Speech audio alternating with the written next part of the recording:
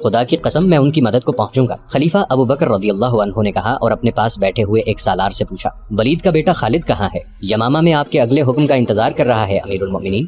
انہیں جواب ملا، کوئی تیز رفتار قاصد بھیجو اور اسے پیغام بھیجو کہ جلدی مدینہ پہنچے۔ خلیفہ ابو بکر رضی اللہ عنہ نے کہا، فارس کی بادشاہی سے ہم اللہ کی تلوار کے بغیر نہیں لڑ سکتے۔ خلیفہ رضی اللہ عنہ مثنہ سے مخاطب ہوئے، اور تم مثنہ واپس جاؤ اور عرب قبیلوں کے جس قدر آدمی اکٹھے کر سکتے ہو کر لو۔ اب تمہیں کھلی جنگ لڑنی پڑے گی، جو تم شبخون اور چھاپوں کے انداز سے بھی لڑ سکتے ہو، لیکن اپنے فیصلوں میں تم آزاد نہیں ہوگے۔ خالد سالار اعلیٰ ہوگا، تم اس کے فیصلوں کے پابند ہوگے۔ تسلیم امیر المؤمنین۔ مثنہ بن حارثہ نے کہا، ایک اور عرض ہے، اس علاقے میں جو عرب قبیلے ہیں وہ سب کے سب مسلمان نہیں، ان میں عیسائی بھی ہیں اور دوسرے عقیدوں کے لوگ بھی، وہ سب آتش پرستوں کے خلاف ہیں۔ فارس کے آتش پرست ان کے ساتھ بھی وہی سلوک کرتے ہیں جو مسلمانوں کے ساتھ کر رہے ہیں۔ اگر اللہ تعالیٰ نے ہمیں فتح عطا فرمائی تو غیر مسلم عربوں کے ساتھ ایسا ہی سلوک ہونا چاہیے جیسا وہاں کے عرب مسلمانوں کے ساتھ ہوگا، ایسے ہی ہوگا۔ امیر المؤمنین ابو بکر رضی اللہ عنہ نے کہا، جنہوں نے اسلام کے خلاف کچھ نہیں کیا، اسلام ان کی پریشانی کا باعث نہیں بنے گا، تم آج ہی روانہ ہو جاؤ۔ خالد رضی اللہ عنہ اس وقت یمامہ میں تھے، ان کی دونوں نئی بیویاں لیلہ ام تمیم اور بنت مجاعہ ان کے ساتھ تھیں۔ امیر المؤمنین رضی اللہ عنہ کا پیغام ملتے ہی خالد رضی اللہ عنہ یمامہ سے روانہ ہوئے اور مدینہ پہنچ گئے۔ کیا مثنہ بن حارثہ کا نام تم نے کبھی سنا ہے؟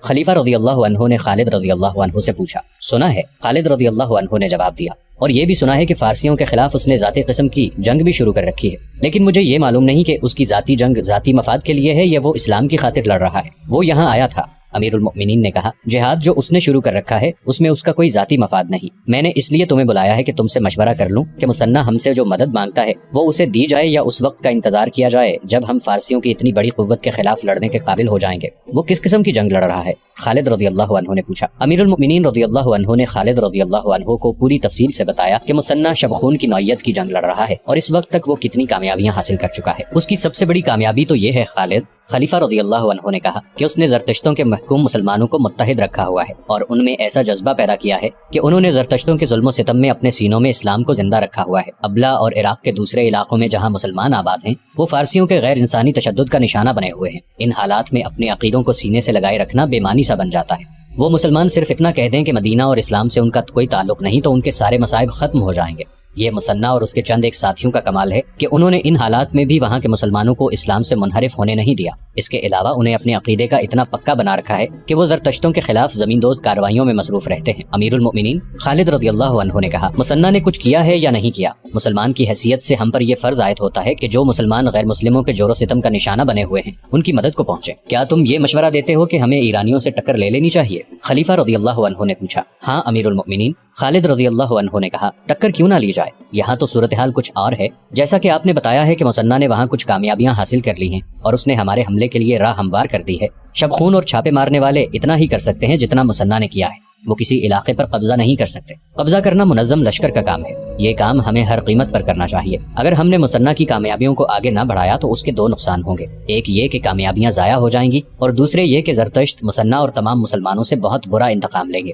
اس کے علاوہ فارسی دلیر ہو جائیں گے۔ جیسا کہ مثنہ نے آپ کو بتایا ہے کہ اس نے ایرانیوں کو اس قدر نقصان پہنچایا ہے کہ ان کے حوصلے مجروح ہو گئے ہیں، اگر انہیں دم لینے کا موقع دے دیا گیا تو وہ اپنے محکوم مسلمانوں کو قتل کریں گے اور اس خطرے کو ختم کر کے وہ اس سرحدی علاقے کو پہلے سے زیادہ مضبوط کر لیں گے۔ اپنے علاقوں کو محفوظ کرنے کے لیے وہ اپنی سرحد کے باہر کے علاقوں پر بھی قابض ہو سکتے ہیں۔ اس خطرے سے محفوظ رہنے کی یہی ایک صورت ہے کہ ہم مثنہ کی مدد کو پہنچیں اور پیشتر اس کے کہ زرتشت ہماری طرف بڑھیں، ہم انہیں ان کے اپنے علاقے سے بھی پیچھے ہٹنے پر مجبور کر دیں۔ خلیفہ ابو بکر رضی اللہ عنہ نے خالد رضی اللہ عنہ کو یہ ہدایت دے کر رخصت کر دیا کہ وہ اپنے لشکر کو ساتھ لے کر عراق کی طرف پیش قدمی کریں۔ خلیفہ ابو بکر رضی اللہ عنہ نے کہا، تمہارے لشکر میں زیادہ تعداد ان لوگوں کی ہے جو بڑے لمبے عرصے سے گھروں سے دور لڑ رہے ہیں، انہیں فارسیوں جیسے طاقتور دشمن کے خلاف لڑانا مجھے اچھا نہیں لگتا۔ میں کسی کو مجبور نہیں کروں گا۔ بہتر صورت یہ ہوگی کہ تم رضاکاروں کی ایک فوج بناؤ، اس میں ایسے آدمیوں کو رکھو جو مرتدین کے خلاف لڑ چکے ہیں۔ تمہارے ساتھ کچھ ایسے آدمی بھی ہوں گے جو مرتدین کے ساتھ تھے، شکست کھا کر انہوں نے اپنی خیریت اسی میں سمجھی کہ وہ اسلامی لشکر میں شامل ہو جائیں۔ ایسے کسی آدمی کو اپنے لشکر میں نہ رکھنا، ہم بڑے طاقتور دشمن کو للکارنے جا رہے ہیں، میں اس لیے کوئی خطرہ مول نہیں لینا چاہتا۔ امیر المؤمنین خالد رضی اللہ عنہ نے پوچھا، کیا آپ مجھے یہ اجازت دے رہے ہیں کہ ان لوگوں کو اپنے لشکر سے نکال دوں؟ نکال دینا اور بات ہے ولید کے بیٹے۔ خلیفہ ابو بکر رضی اللہ عنہ نے کہا، تم اپنے لشکر سے یہ کہنا کہ جو آدمی اپنے گھر کو جانا چاہتا ہے اسے جانے کی اجازت ہے، پھر دیکھنا تمہارے ساتھ کون رہتا ہے۔ اگر تمہارا لشکر بہت کم رہ گیا تو خلافت اس کی کمی کو کسی نہ کسی طرح پورا کرے گی۔ جاؤ ولید کے بیٹے، اللہ تمہارے ساتھ ہے۔ خلیفہ ابو بکر رضی اللہ عنہ عزم اور ایمان کے پکے تھے، انہوں نے عراق پر حملے کا جو فیصلہ کیا تھا اس پر وہ ہر حال میں ہر قیمت پر پورا عمل کرنا چاہتے تھے۔ خالد رضی اللہ عنہ تو چاہتے ہی یہی تھے کہ انہیں لڑنے کا موقع ملتا رہے۔ انہوں نے خلیفہ کے ارادے کو اور زیادہ پختہ کر دیا۔ عراق کے اس علاقے میں جہاں دجلہ اور فرات ملتے ہیں مسلمانوں کی بستیاں تھیں۔ یہ مسلمان مجبوری اور مظلومیت کی زندگی گزار رہے تھے۔ اب وہاں کی صورتحال یہ ہو گئی تھی کہ وہ پہلی کی طرح مظلوم اور مقہور رہے جیسے وہ چلتی پھرتی لاشیں ہوں، لیکن ان کے گھروں میں ایسی سرگرمی شروع ہو گئی کہ وہ چھپ چھپ کر برچیاں اور کمان بنانے لگے۔ انہیں مثنہ بن حارثہ کی طرف سے جو پیغام ملتا تھا وہ سرگوشیوں میں گھر گھر پہنچ جاتا تھا۔ مثنہ کے چھاپہ ماروں نے عراق کی سرحد سے دور ایک دشوار گزار علاقے میں اپنا اڈا بنا رکھا تھا۔ برچیاں اور تیر کمان جو گھروں میں چوری چھپے تیار ہوتے تھے وہ رات کی تاریکی میں اس اڈے تک پہنچ جاتے تھے۔ بستیوں سے جوان آدمی بھی غائب ہونے لگے۔ ایرانیوں کی سرحدی چوکیوں پر اور ان کے فوجی قافلوں پر مسلمانوں کے شب خون پہلے سے زیادہ ہو گئے۔ یہ مسلمان درپردہ ایک فوج کی صورت میں منظم ہو رہے تھے اور اس فوج کی نفری بڑھتی جا رہی تھی۔ یمامہ میں خالد رضی اللہ عنہ کی فوج میں صورتحال اس کے الٹ ہو گئی۔ خالد رضی اللہ عنہ نے جب اپنی فوج میں جا کر یہ اعلان کیا کہ جو کوئی اپنے گھر کو واپس جانا چاہتا ہے وہ جا سکتا ہے، تو ان کے 10,000 نفری کے لشکر میں صرف 2,000 آدمی رہ گئے۔ 8,000 آدمی مدینہ کو روانہ ہو گئے۔ خالد رضی اللہ عنہ نے خلیفہ رضی اللہ عنہ کے نام پیغام لکھا جس میں انہوں نے لکھا کہ ان کے پاس صرف 2,000 کی نفری رہ گئی ہے۔ خالد رضی اللہ عنہ نے زور دے کر لکھا کہ انہیں فوری طور پر کمک کی ضرورت ہے۔ امیر المؤمنین ابو بکر رضی اللہ عنہ اپنی مجلس میں بیٹھے تھے۔ خالد رضی اللہ عنہ کے قاصد نے انہیں خالد رضی اللہ عنہ کا تحریری پیغام دیا۔ خلیفہ رضی اللہ عنہ نے یہ خط بلند آواز سے پڑھنا شروع کر دیا۔ اس سے ان کا مقصد یہ تھا کہ مجلس میں ان کے جو مشیر اور دیگر افراد بیٹھے ہیں وہ سن لیں تاکہ کوئی مشورہ دے سکیں۔ امیر المؤمنین ایک مشیر نے کہا، خالد کے لیے کمک بہت جلدی چلی جانی چاہیے۔ 2,000 نفری سے زرتشتوں کے خلاف لڑائی کی سوچی بھی نہیں جا سکتی۔ قیقاع بن عمر کو بلاؤ۔ امیر المؤمنین رضی اللہ عنہ نے حکم دیا۔ تھوڑی دیر بعد گٹھے ہوئے جسم کا ایک قداور نوجوان خلیفہ رضی اللہ عنہ کے سامنے آن کھڑا ہوا۔ قیقاع امیر المؤمنین رضی اللہ عنہ نے اس نوجوان سے کہا، خالد کو کمک کی ضرورت ہے، تیاری کرو اور فوراً یمامہ پہنچو اور اس سے کہو کہ میں ہوں تمہاری کمک۔ یا امیر المؤمنین، ایک مشیر نے حیران ہو کر کہا، خدا کی قسم آپ مذاق نہیں کر رہے، لیکن اس سالار کو جس کی 8,000 فوج اس کا ساتھ چھوڑ گئی ہو صرف ایک آدمی کی کمک دینا مذاق لگتا ہے۔ امیر المؤمنین ابو بکر رضی اللہ عنہ ضرورت سے زیادہ سنجیدہ تھے۔ انہوں نے قیقاع رضی اللہ عنہ بن عمر کو سر سے پاؤں تک دیکھا اور سکون کی آہ لے کر بولے، مجاہدین کے جس لشکر میں قیقاع جیسا جوان ہوگا وہ لشکر شکست نہیں کھائے گا۔ قیقاع رضی اللہ عنہ اسی وقت گھوڑے پر سوار ہوئے اور مدینہ سے نکل گئے۔ مشہور مورخ طبری، ابن اسحاق، واقدی اور سیف ابن عمر نے یہ واقعہ بیان کرتے ہوئے لکھا ہے کہ اس سے پہلے بھی ایک ایسا واقعہ ہو چکا تھا۔ ایک سالار ایاز بن غنم نے محاذ سے مدینہ میں قاصد بھیجا تھا کہ کمک کی ضرورت ہے۔ خلیفہ ابو بکر رضی اللہ عنہ نے صرف ایک آدمی عبد بن افل حمیری کو کمک کے طور پر بھیجا تھا۔ اس وقت بھی اہل مجلس نے حیرت کا اظہار کیا تھا اور امیر المؤمنین رضی اللہ عنہ نے یہی جواب دیا تھا جو قیقاع رضی اللہ عنہ کو خالد رضی اللہ عنہ کے پاس بھیجنے پر دیا۔ حقیقت یہ تھی کہ خلیفہ ابو بکر رضی اللہ عنہ خالد رضی اللہ عنہ کو مایوس نہیں کرنا چاہتے تھے، لیکن مدینہ میں کمک نہیں تھی۔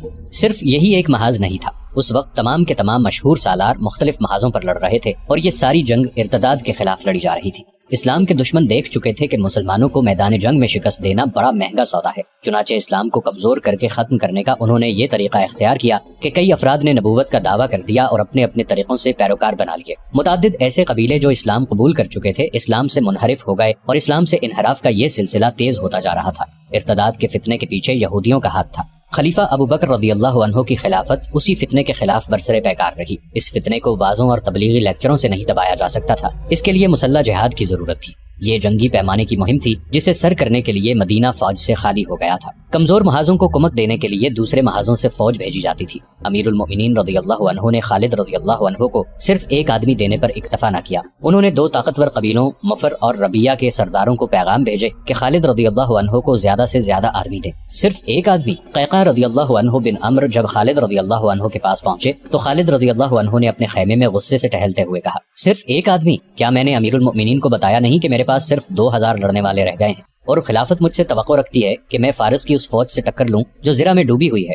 میرے سالار، قیقاع رضی اللہ عنہ نے کہا، میں 8,000 کی کمی پوری نہیں کر سکتا، خدا کی قسم کوئی کمی رہنے بھی نہیں دوں گا۔ وقت آنے دیں، جس رسول صلی اللہ علیہ وآلہ وسلم کا کلمہ پڑھتا ہوں ان کی روح مقدس کے آگے تمہیں شرمسار نہیں کروں گا، میں یمامہ میں بیٹھا نہیں رہوں گا۔ خالد رضی اللہ عنہ نے ایسے کہا جیسے اپنے آپ سے بات کر رہے ہوں۔ مثنہ میرا انتظار کر رہا ہوگا، میں اسے اکیلا نہیں چھوڑوں گا۔ لیکن خالد رضی اللہ عنہ خاموش ہو گئے۔ انہوں نے اوپر دیکھا اور سرگوشی میں کہا، خدائے عز و جل، میں نے تیرے نام کی قسم کھائی ہے، اپنے نام کی خاطر میری مدد کر، مجھے ہمت اور استقلال عطا فرما کہ میں اس آگ میں کود کر اسے ٹھنڈا کر دوں جس کی زرتشت عبادت کرتے ہیں۔ میں گواہی دیتا ہوں کہ تیرے سوا عبادت کے لائق کوئی نہیں اور محمد صلی اللہ علیہ وآلہ وسلم تیرے رسول ہیں۔ کیا تو ہمت ہار رہا ہے ولید کے بیٹے؟ لیلا نے کہا، کیا تو نے نہیں کہا تھا کہ اللہ کی راہ میں لڑنے والوں کی اللہ مدد کرتا ہے؟ میں ہمت نہیں ہاروں گا۔ خالد رضی اللہ عنہ نے کہا، میں شکست کا عادی نہیں، اللہ مدد کرے گا۔ خدا کی قسم میں جاہ و جلال کا طلبگار نہیں، مجھے فارس کے بادشاہ کا تخت نہیں چاہیے، مجھے وہ زمین چاہیے جو اللہ کی ہے اور اس پر بسنے والے اللہ اور اس کے رسول صلی اللہ علیہ وآلہ وسلم کے نام لیوا ہوں گے۔ وہ 2000 مجاہدین جو خالد رضی اللہ عنہ کے ساتھ رہ گئے تھے، یمامہ کے ایک میدان میں خالد رضی اللہ عنہ کے ساتھ کھڑے تھے۔ خالد رضی اللہ عنہ گھوڑے پر سوار تھے۔ مجاہدین اسلام، خالد رضی اللہ عنہ اپنی اس قلیل فوج سے بڑی بلند آواز سے مخاطب ہوئے، اللہ تعالیٰ نے ہمیں اسلام کا نام دور دور تک پہنچانے کے لیے چنا ہے۔ وہ جنہیں اپنے گھر اور اپنے مال و عیال عزیز تھے وہ چلے گئے ہیں، ہمیں ان سے گلہ نہیں، انہوں نے خاک و خون کے راستوں پر ہمارا ساتھ دیا تھا، بڑے لمبے عرصے تک وہ ہمارے ہم سفر رہے، اللہ انہیں جہاد کا صلہ عطا فرمائے۔ تم نے میرا ساتھ نہیں چھوڑا، اس کا اجر میں نہیں اللہ دے گا۔ ہم بہت ہی طاقتور دشمن پر حملہ کرنے جا رہے ہیں، مت دیکھو ہماری تعداد کتنی ہے، بدر کے میدان میں تم کتنے اور قریش کتنے تھے، احد میں بھی مسلمان تھوڑے تھے، میں اس وقت مسلمانوں کے دشمن کے قبیلے کا فرد تھا، تم میں بھی ایسے افراد موجود ہیں جو قبول اسلام سے پہلے بدر کے میدان میں مسلمانوں کے خلاف لڑے تھے۔ کیا ہم نے نہیں کہا تھا کہ ان تھوڑے سے مسلمانوں کو ہم گھوڑوں کے سموں تلے کچل ڈالیں گے؟ کیا تمہیں یاد نہیں کہ ہم جو تعداد میں بہت زیادہ تھے ان کے ہاتھوں پسپا ہوئے تھے جو تعداد میں بہت تھوڑے تھے؟ کیوں ایسا کیوں ہوا تھا؟ اس لیے کہ مسلمان حق پر تھے اور اللہ حق پرستوں کے ساتھ ہوتا ہے۔ آج تم حق پرست ہو۔ خالد رضی اللہ عنہ کے ہاتھ میں ایک کاغذ تھا جو انہوں نے کھول کر اپنے سامنے کیا۔ امیر المؤمنین نے ہمارے نام ایک پیغام بھیجا ہے، انہوں نے لکھا ہے کہ میں خالد بن ولید کو فارسیوں کے خلاف جنگ لڑنے کے لیے بھیج رہا ہوں۔ تم سب خالد کی قیادت میں اس وقت تک جنگ جاری رکھو گے جب تک تمہیں خلافت کی طرف سے حکم نہیں ملتا۔ خالد کا ساتھ نہ چھوڑنا اور دشمن کتنا ہی طاقتور کیوں نہ ہو بزدلی نہ دکھانا۔ تم ان میں سے ہو جنہوں نے اس اجازت کے باوجود کہ جو گھروں کو جانا چاہتے ہیں جا سکتے ہیں، اللہ کی تلوار کا ساتھ نہیں چھوڑا۔ تم نے اپنے لیے وہ راستہ منتخب کیا ہے جو اللہ کی راہ کہلاتا ہے۔ تصور میں لاؤ اس ثواب عظیم کو جو اللہ کی راہ پر چلنے والوں کو ملتا ہے۔ اللہ تمہارا حامی و ناصر ہو، تمہاری کمی وہی پوری کرے گا، اسی کی رضا اور خوشنودی کے طلبگار رہو۔ ایک مورخ ازدی نے اس خط کا پورا متن اپنی تاریخ میں دیا ہے۔ معلوم نہیں ابن خلدون اور ابن تاثیر نے، جن کی تحریریں مستند مانی جاتی ہیں، اس خط کا ذکر کیوں نہیں کیا۔ ان 2000 مجاہدین کو کسی واز کی یا اشتعال انگیزی کی ضرورت نہیں تھی، یہ تو رضاکارانہ طور پر خالد رضی اللہ عنہ کے ساتھ رہ گئے تھے۔ ان میں بیشتر ایسے تھے جنہوں نے رسول کریم صلی اللہ علیہ وآلہ وسلم کے دست مبارک پر بیعت کی اور اسلام قبول کیا اور آپ صلی اللہ علیہ وآلہ وسلم کی قیادت میں لڑائیاں لڑی تھیں۔ حضور اکرم صلی اللہ علیہ وآلہ وسلم کے وصال کے بعد وہ یوں محسوس کرتے جیسے آپ صلی اللہ علیہ وآلہ وسلم کی روح مقدس ان کی قیادت کر رہی ہو۔ رسول اللہ صلی اللہ علیہ وآلہ وسلم کے ان شہدائیوں نے خالد رضی اللہ عنہ کی اجازت سے ایک کام یہ بھی کیا کہ گھوڑوں پر سوار ہو کر یمامہ کے گرد و نواح میں نکل گئے اور بستی بستی جا کر لوگوں کو گھڑ سواری کے مختلف کرتب دکھانے لگے، مثلاً دوڑتے گھوڑے سے اترنا اور سوار ہونا، سرپٹ دوڑتے گھوڑوں سے نشانے پر تیر چلانا، نیزہ بازی اور گھوڑوں کو دوڑاتے ہوئے تیغ زنی کے کمالات۔ وہ نوجوانوں کو فوج میں بھرتی ہو جانے پر اکساتے اور انہیں بتاتے کہ جنگ میں جا کر انہیں کیا کیا فائدے حاصل ہوں گے۔ اس کے علاوہ ان لوگوں کو یہ بھی بتاتے تھے کہ وہ فوج میں بھرتی نہ ہوئے تو ایرانی آ کر انہیں اپنا غلام بنا لیں گے، جو ان سے بیگار لیں گے اور انہیں دیں گے بھی کچھ نہیں، اور ان کی جوان بہنوں، بیویوں اور بیٹیوں کو بھی اپنے قبضے میں لے لیا کریں گے۔ اس خطے نے ایرانیوں کا دور حکومت دیکھا تھا، پھر انہوں نے جھوٹے پیغمبر کی شعبدے بازیاں دیکھی تھیں، اور اب وہ مسلمانوں کی حکومت دیکھ رہے تھے۔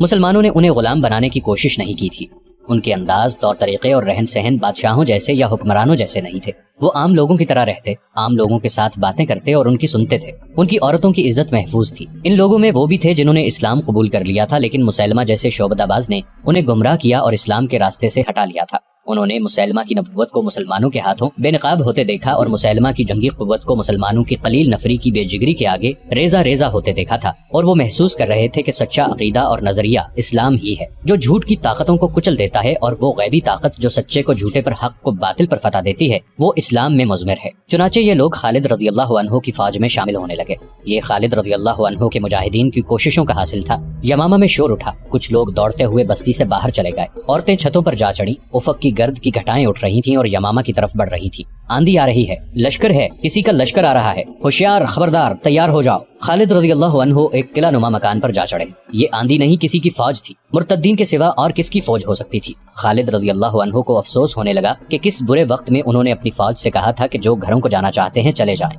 گرد کے جو بادل اٹھتے نظر آ رہے تھے یہ بہت بڑے لشکر کی گرد تھی۔ خالد رضی اللہ عنہ کے پاس صرف 2000 نفری تھی، یا وہ نفری تھی جو ابھی ابھی فوج میں شامل ہوئی تھی۔ اس پر بھروسہ نہیں کیا جا سکتا تھا، لیکن اور ہو بھی کیا سکتا تھا۔ یمامہ کی آبادی تھی، اس میں لڑنے والے آدمی موجود تھے، لیکن یہ خطرہ بھی موجود تھا کہ یہ لوگ دشمن سے مل جائیں گے، اور یہ خطرہ بھی کہ یہ پیٹھ پر وار کریں گے۔ مجاہدین اسلام، خالد رضی اللہ عنہ نے قلعہ نما مکان کی چھت سے للکار کر کہا، بہت بڑے امتحان کا وقت آ گیا ہے، اللہ کے سوا تمہارا کوئی مددگار نہیں۔ खालिद रज़ी अल्लाह अन्हो चुप हो गए क्योंकि उन्हें दफों और ढोलों की धमक सुनाई देने लगी थी। हमला आवर दफ बजाते नहीं आया करते। धमक बुलंद होती जा रही थी। खालिद रज़ी अल्लाह अन्हो ने उधर देखा, गर्द बहुत करीब आ गई थी और उसमें छुपे हुए ऊंट और घोड़े नजर आने लगे थे। गर्द के दबीज पर्दे में आने वाला लश्कर नारे लगाने लगा, इस्लाम के पासबानों। खालिद रज़ी अल्लाह अन्हो ने ऊपर से चिल्लाकर कहा, अल्लाह की मदद आ रही है, आगे बढ़ो, इस्तकबाल करो, देखो ये कौन है। खालिद रज़ी अल्लाह अन्हो दौड़ते नीचे उतरे, अपने घोड़े पर कूद कर सवार हुए और घोड़े को एड़ लगाकर बस्ती से निकल गए। आने वाला लश्कर बस्ती से कुछ दूर रुक गया और दो घुड़सवार आगे बढ़े। खालिद रज़ी अल्लाह अन्हो उन तक पहुंचे और घोड़े से उतरे। वो दोनों सवार भी उतर आए। वो मुदर और रबिया कबाइल के सरदार थे। मदीना से इत्तला आई थी कि तुम्हें मदद की जरूरत है। एक सरदार ने कहा, मैं 4000 आदमी साथ लाया हूँ। इनमें शुतर सवार भी हैं, घुड़सवार भी हैं और प्यादे भी, और 4000 की तादाद मेरे कबीले की है। दूसरे सरदार ने कहा। खालिद रज़ी अल्लाह अन्हो ने फरते मुसर्रत से दोनों को अपने बाजुओं में ले लिया और खुशी से कांपती हुई आवाज में बोले, अल्लाह की कसम, अल्लाह ने मुझे कभी मायूस नहीं किया। खालिद रज़ी अल्लाह अन्हो के पास अब 10,000 नफरी का लश्कर जमा हो गया था। उन्होंने मुदर और रबिया के सरदारों को अच्छी तरह समझा दिया कि उन्हें कहाँ जाना है और दुश्मन कितना ताकतवर है। हम तुम्हारी मदद को आए हैं वलीद के बेटे। एक सरदार ने कहा, हमारी मंजिल वही है जो तुम्हारी है। मदीना से हमें इत्तला मिली है कि अमीर लश्कर तुम हो। दूसरे सरदार ने कहा, जहां कहोगे चलेंगे, दुश्मन जैसा भी होगा लड़ेंगे। खालिद रज़ी अल्लाह अन्हो ने ईरानी सल्तनत के एक हाकिम हुर्मज के नाम पैगाम लिखवाया। उस वक्त इराक ईरान की शहनशाही का एक सूबा था। इसका हाकिम या अमीर हुर्मज था, जिसकी हैसियत आजकल के गवर्नर जैसी थी। उसका जिक्र पीछे आ चुका है।